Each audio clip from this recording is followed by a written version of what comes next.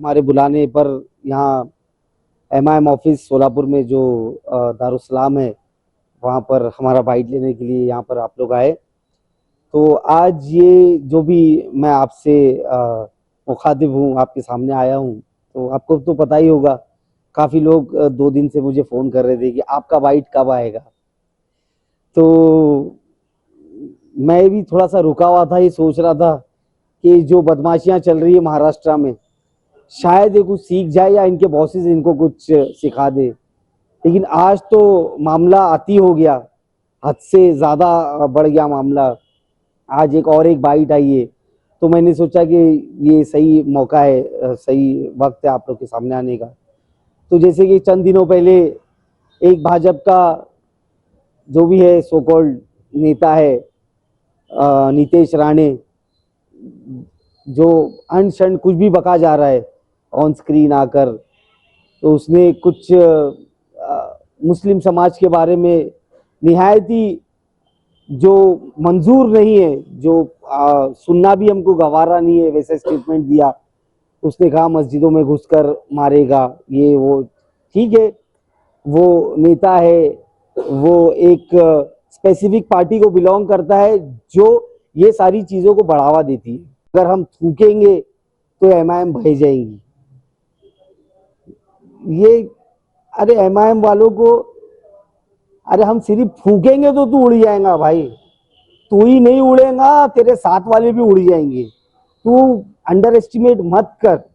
और ये हम क्या है, ये आने वाले विधानसभा इलेक्शंस में हम लोग बताएंगे। साथ ही साथ आज इसने जो स्टेटमेंट दिया है, मैं मुस्लिम समाज को भी इसका दोषी मानता हूं।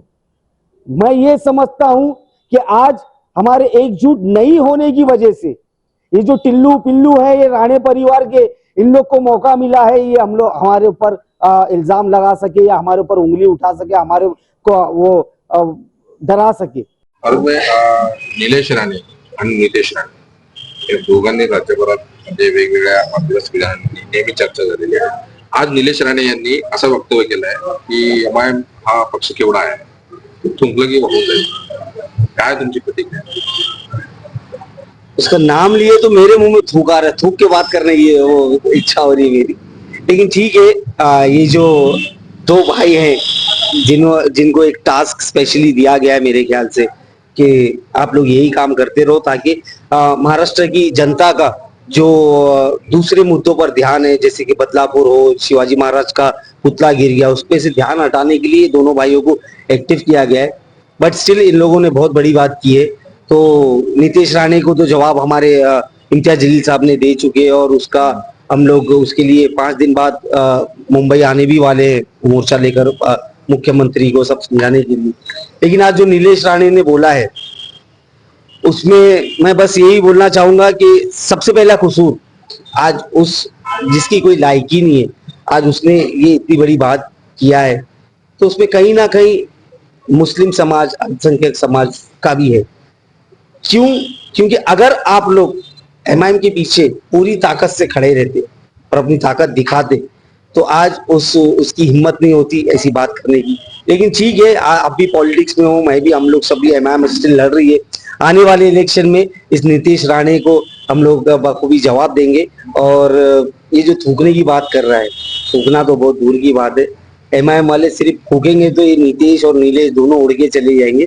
तो वो अफसोस की बात ये है कि ये लोग जो वातावरण महाराष्ट्र भर में फैला रहे हैं आने वाले इलेक्शन को लेकर, ये एक्सेप्टेबल नहीं है।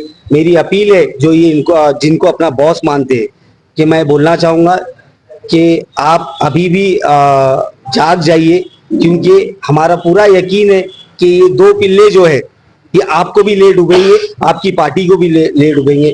अगर आपको बचना है, अगर आपको एक्टिव रहना है पॉलिटिक्स में, तो ये दोनों को बाहर करिए और इनका नामो निशान मिटाइए। वैसे हम लोग सक्षम है इनका आने वाले इलेक्शन में इनका नामो निशान पॉलिटिक्स में से मिटाने के लिए। और मैं ओपन चैलेंज आज नीलेश राणे को ये कर रहा हूँ, जो थूकने की बात कर रहा है, कि अगर तू अपने आप को इतना ही ताकतवर समझता है और अपने थूक में इतनी ताकत समझता है, तो फारूक शाब्दी ने आज ये सोच दिया है कि वो बैरिस्टर असदुद्दीन ओवैसी साहब और इम्तियाज जलील साहब से ये बात करेगा और मांग करेगा, रिक्वेस्ट करेगा उनको कि जहां से नीलेश राणे इलेक्शन लड़ रहा है, आमदारगी का अगर लड़ रहा है, तो वहां से मुझे टिकट दे। फिर मैं बताना चाहता हूं कि तेरे थूक में ज्यादा ताकत है या हमारे पॉलिटिकल सैलाब, हमारे वोटर्स के थ्रू जो हम सैलाब लाते हैं उसमें ज्यादा ताकत है।